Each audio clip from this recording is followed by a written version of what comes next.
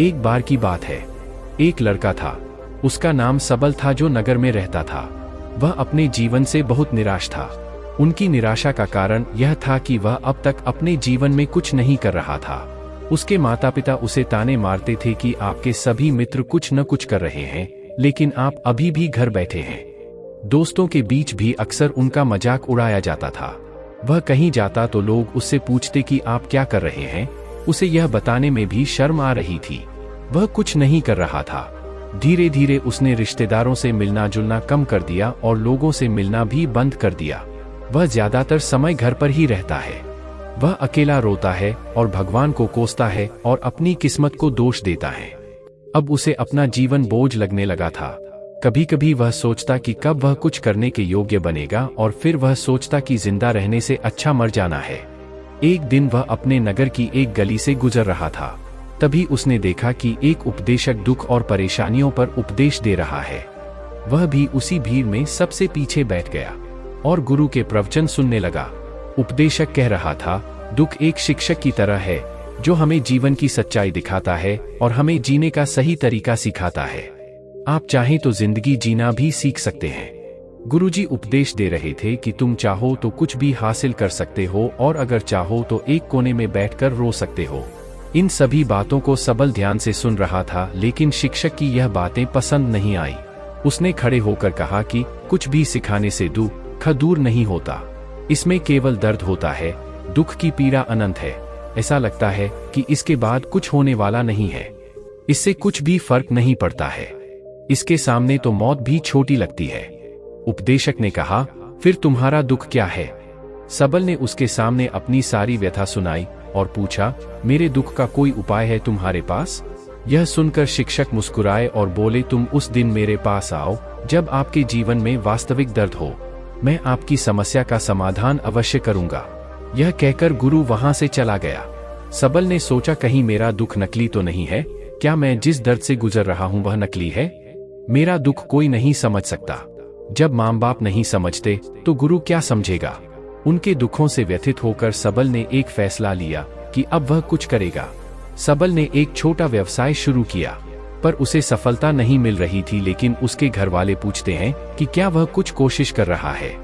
वह अपने व्यवसाय में लगा रहा और धीरे धीरे उन्हें सफलता मिलने लगी। फिर उसने गति पकड़ी और केवल 3 साल के अंदर ही वह एक बड़ा बिजनेसमैन बन गया। अब सबल के आसपास ऐसे कई लोग थे जो उसकी परवाह करता था, जो उससे प्यार करता था। अब उनके परिवार के सदस्य भी उसकी तारीफ करते नहीं थक रहे थे। दिन ब दिन उसके मित्रों की संख्या बढ़ती जा रही थी। अब वह अपनी जिंदगी से बहुत खुश था। उनके कुछ दोस्तों ने उन्हें सलाह दी कि जब आप एक बड़ा बिजनेसमैन बनकर बहुत खुश हैं, तो सोचिए आपको कितनी खुशी होगी अगर आप इस शहर और इस राज्य के सबसे बड़े बिजनेसमैन बन जाते हैं। कितने लोग आपसे जुड़ना चाहेंगे, आपकी कितनी बड़ी ख्याति होगी, और स्वयं राजा भी आपसे दोस्ती करना चाहेंगे और जरूरत पड़ने पर ही आपसे पैसे उधार लेंगे। दोस्तों की यह बात सबल के मन में घर कर गई। अब वह और पैसे कमाने की कोशिश करने लगा, लेकिन उसे यह सब बहुत ही जल्दी चाहिए था। वह समय बर्बाद नहीं करना चाहता था। उनका अधिकांश समय इन चीजों को प्राप्त करने में गलाने लगा। इसलिए वह ऐसे काम करने लगा जो सही नहीं था। उसने बड़ा उधार लेना शुरू कर दिया। उसके दोस्तों से पैसे की मात्रा और अधिक मुनाफा कमाने के लालच में वह अपने माल में मिलावट करने लगा। उसने अन्य व्यापारियों के खिलाफ भी साजिश रची और उन्हें डराया धमकाया। जैसा उसके दोस्त कहते थे वैसा ही करता था। वह इन तरीकों से ज्यादा पैसा कमा रहा था, पर अब उसके जीवन में पहले जैसा चैन न था। उनके मन की शांति गायब हो गई थी और वह रात को सो नहीं पाता था। वह हंगामे में रहता था। वह सब कुछ पाकर भी उन्हें किसी चीज में सुख नहीं मिल रहा था। एक दिन सबल अपनी गाड़ी में कहीं जा रहा था। तभी रास्ते में उन्हें उपदेशक का आश्रम दिखाई दिया। वह रुका और गुरु के पास जाकर बोला, संत, आपने मुझे मेरे पास आने के लिए कहा था जब मेरे जीवन में सच्चा दुख आता है। अब मैं बहुत दुखी हूं कि मेरी नींद हराम हो गई है। मुझे कहीं भी शांति नहीं मिल रही है। इस प्रकार सबल ने अपनी सारी समस्याएं गुरु को बता दी। गुरु ने कहा, जब तुम पहली बार मुझसे मिलने आए थे तब भी तुम किसी दुख में थे। आपने उस दर्द से क्या सीखा? सबल ने कहा कि सिर्फ सोचने और चिंता करने से कुछ नहीं होता। आपकी दृष्टि को सच करने के लिए यह कार्रवाई करता है। और सिर्फ काम करने से कुछ नहीं होता, परिणाम भी मिलना चाहिए। जब आपको लगता है कि आपका लक्ष्य हासिल नहीं होने वाला, तब राह में चाहे कितनी भी मुश्किलें आ जाए, मन कितना भी निराश क्यों न हो, कितना भी लगता हो कि अब कुछ नहीं होने वाला है, तभी विश्वास करें, मैं जो भी कर रहा हूं उसमें अवश्य सफल होऊंगा। खुद पर ध्यान दो, लोगों पर नहीं। लोग केवल सफल लोगों का सम्मान करते हैं। कोई कितना भी अच्छा क्यों न हो, वह हमेशा लोगों की नजरों में बोझ बने रहते हैं। यह सब सुनकर उपदेशक मुस्कुराया और बोला, जब आपके पास है तो यह वास्तविक दुख नहीं है। अपने जीवन में वास्तविक दुख आए तब मेरे पास आओ, मैं उसे ठीक कर दूंगा। सबल ने जाते समय साधु को सोने के सिक्कों से भरा घड़ा भेंट किया। घड़े को देखकर गुरु ने कहा कि यह मेरे किसी काम का नहीं है, उस पेड़ के नीचे गड्ढा खोदकर गाड़ दो। सबल ने घड़े को पेड़ के नीचे दबा दिया, जैसा कि गुरु ने बताया, और वहां से चला गया। कुछ दिनों से कारोबार ठीक चल रहा था, लेकिन व्यापार के गलत तरीके के कारण धीरे धीरे उसे व्यापार में घाटा होने लगा। उसकी सारी दौलत धीरे धीरे खत्म होने लगी और एक दिन ऐसा भी आया जब उसके पास कुछ भी नहीं बचा और उस पर कर्ज का बोझ चढ़ गया था। परंतु वह निश्चिंत था, क्योंकि उसने अपना सारा कर्ज अपने दोस्तों से लिया था। उसने सोचा कि उसके दोस्त बुरे वक्त में उनके साथ खड़े रहेंगे, लेकिन ऐसा कुछ नहीं हुआ। जैसे ही बुरा वक्त आया, दोस्त पहले उससे कर्ज मांगने लगे। अगर उसने कर्ज नहीं लौटाया, उन्होंने उसे जान से मारने की धमकी भी दी। उनके सभी शुभचिंतक और प्रियजन उससे दूर हो गए। उसके दोस्त, जो उसके साथ मस्ती किया करते थे, अब उससे दूर भाग रहे थे। उसका परिवार उसकी गलतियां और कमियां गिनने लगा। उनकी सारी संपत्ति नीलाम कर दी गई और उसके पास कुछ भी न बचा। जब उसने अपने पिता से मदद मांगी, पिता ने कहा कि मेरे पास थोड़ी सी संपत्ति है, मैं तुम्हारी माँ को क्या कहूँगा अगर मैं तुम्हें दे दूँ? यह संपत्ति हमारा अंतिम उपाय है। सबल के मन में गहरा दुख छा गया।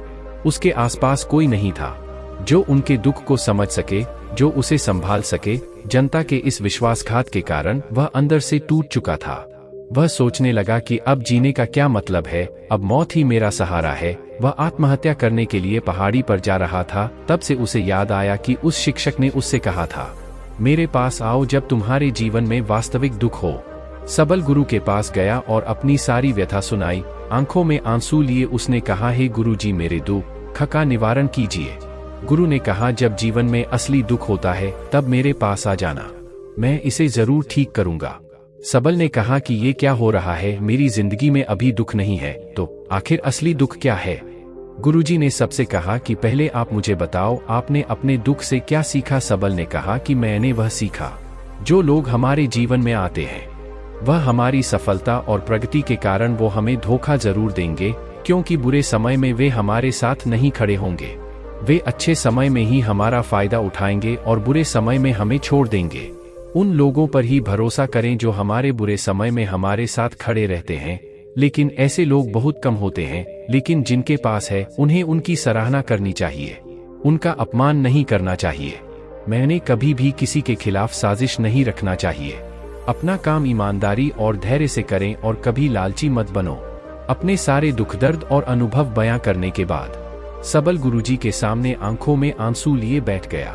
कुछ देर बाद साधु उठे और पेड़ के नीचे एक गड्ढा खोदा और घड़ा निकाल लिया, जो सोने के सिक्कों से भरा हुआ था। उसने सबल को देकर कहा, मेरे पास आओ जब तुम्हारे जीवन में वास्तविक दुख हो। सबल ने अपने शिक्षक को धन्यवाद दिया और उसे प्रणाम करके चला गया। उस पैसे से उन्होंने एक छोटा सा व्यवसाय शुरू किया। अब वह छोटा व्यापारी बनकर भी खुश हैं। उन्होंने पूरी लगन और ईमानदारी से कारोबार किया। जल्द ही वह अपने शहर का एक बड़ा व्यापारी बन गया। उनका जीवन सुख सुविधाओं से भरा हुआ था। लेकिन कोई कितना भी अच्छा क्यों न हो, लेकिन जीवन में दुख आता है तो सबल के जीवन में भी दुख आते थे। अपने माता पिता की मृत्यु के रूप में वे दोनों एक ही दिन मर गए। सबल अपने माता पिता से बहुत प्यार करता था, इसलिए उनके निधन से उन्हें गहरा सदमा लगा। वह शवों को ले गया, दोनों को श्मशान घाट ले गया, जहां अंतिम संस्कार किया गया। वहां उसने अपने माता पिता का शव जलता हुआ देखा तो उनका मन बेचैन हो उठा। उसके मन में कई सवाल उठने लगे। वह घर वापस आ गया, इसलिए उसने अपने माता पिता के घर और संपत्ति को देखा, जिसके लिए उनके पिता हमेशा लड़ते रहे। आज जो छूटा पड़ा है, जिन्होंने इसकी देखभाल की, इसके लिए लड़ने वाले इस दुनिया से चले गए। उसके पिता ने जो कुछ कमाया वह सब यहीं रह गया। एक दिन पहले तक उसके पिता मारपीट करते थे किसी के साथ उसकी संपत्ति के लिए। आज वो खुद इस दुनिया से चले गए। उसका मन ऐसे अनेक विचारों के बवंडर में था। वह अंदर से अकेला और डरा हुआ महसूस कर रहा था। वह खाली महसूस कर रहा था। उसे लगा कि कुछ है, वह समझ नहीं सका। इसलिए वह गुरु के पास गया। उसे देखकर गुरुजी ने कहा, क्या जीवन में कोई दुख है? सबल ने कहा, वैसे तो जीवन में कोई दुख नहीं है, सब कुछ अच्छा चल रहा है, लेकिन आज मेरे माता पिता का देहांत हो गया है। मैं इस घटना से बेहद दुखी और परेशान हूँ। गुरुजी ने कहा, इसमें दुखी होने की क्या बात है? एक दिन सबके अपनों को मरना है। कोई न कभी जिया है और न कभी रहेगा। एक दिन तुझे भी मरना है। शायद तुम कल ही मर जाओगे, या आप आज भी मर सकते हो। सबल ने कहा, क्या कह रहे हो गुरुजी? मैं भी मर जाऊंगा, लेकिन मैं अभी जवान हूँ।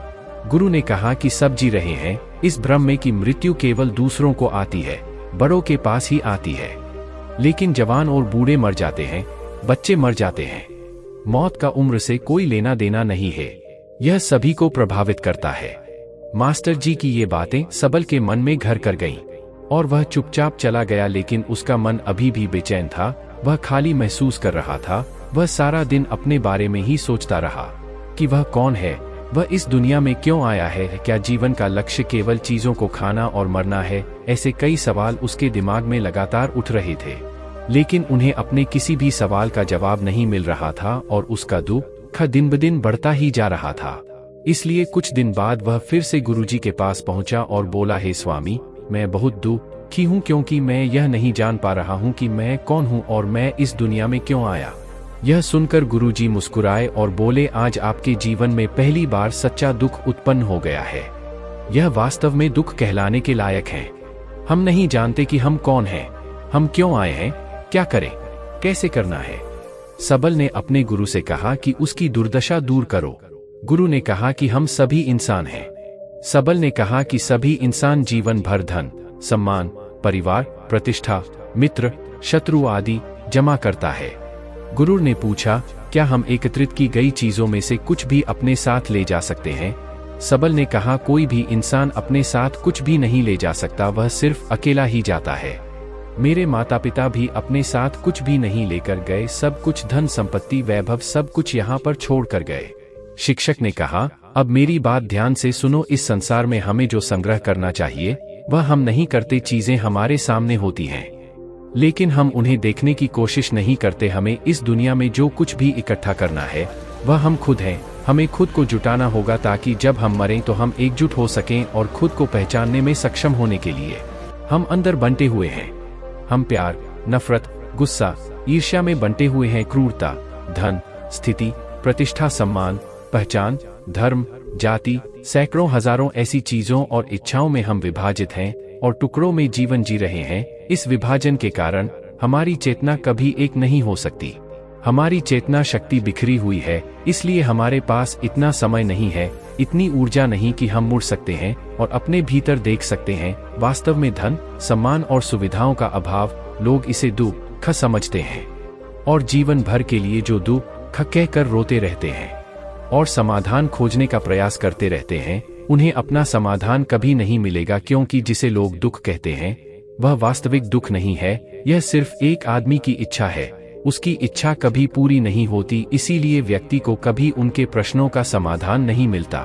इसलिए इन सब से परे, यदि आप अपने दुखों का अंतिम समाधान चाहते हैं तो सबसे पहले खुद को समेटो। इस दुनिया से अपनी ऊर्जा वापस ले लो और इकट्ठा करो। अपने आप पर ध्यान केंद्रित करो, स्वयं पर ध्यान दो। अपने मृत्यु से पहले अपने आप को जानने की कोशिश करो, बिखरो मत। सबल ने कहा, तो गुरुजी, क्या हम इस संसार को छोड़ दें? हमारी सभी इच्छाओं को मार देना चाहिए, किसी से प्रेम नहीं करना चाहिए, धन संग्रह नहीं करना चाहिए, सम्मान की आशा छोड़ देनी चाहिए। शिक्षक ने कहा कि भावनाओं और इच्छाओं ऐसे बिखरे हुए मनुष्य में से निकल आओ, जैसे कोई पत्थर पहाड़ से गिरे जिस पर पर्वत का कोई वश नहीं है सिवाय देखने के, परेशान होना और कुछ खोना। वैसे ही बिखरे हुए मनुष्य की इच्छाएं बेकाबू और दर्दनाक हैं। उसका अनियंत्रित मन इच्छा करता रहता है और कल्पना करता रहता है और यह दुख देता है। लेकिन जब एक व्यक्ति अपने मन को एकत्र करता है तो वह जो कुछ भी करता है वह उसके नियंत्रण में होता है। फिर उसकी इच्छा से इच्छाएं भी उत्पन्न होती हैं। सबल ने कहा कि आपने मेरे असली दुख का समाधान कर दिया। आपका बहुत बहुत धन्यवाद। अब से मैं खुद को समेटने, खुद को तराशने की कोशिश करूंगा। गुरुजी ने कहा कि मानव शरीर में बहुत ऊर्जा और शक्ति है, लेकिन यह फालतू के कामों में बंटा हुआ है, बेकार की बातों में लगा हुआ है। यह एक बहुत ही शक्तिशाली मशीन की तरह है, एक बच्चे के हाथ में रखा जा रहा है और वह बिना सोचे समझे अपनी शक्ति बर्बाद कर रहा है और बिना किसी नियंत्रण के। इसीलिए इस शक्ति पर ध्यान दे, अपनी चेतना और इसे इकट्ठा करे। सबल को अपने प्रश्नों का उत्तर मिल गया। उसने अपने गुरु का शुक्रिया अदा किया और चुपचाप चला गया। दोस्तों, उम्मीद है आपको यह कहानी पसंद आई होगी। अगर आपको यह कहानी पसंद आई हो तो अपने दोस्तों और परिवार के साथ जरूर शेयर करें।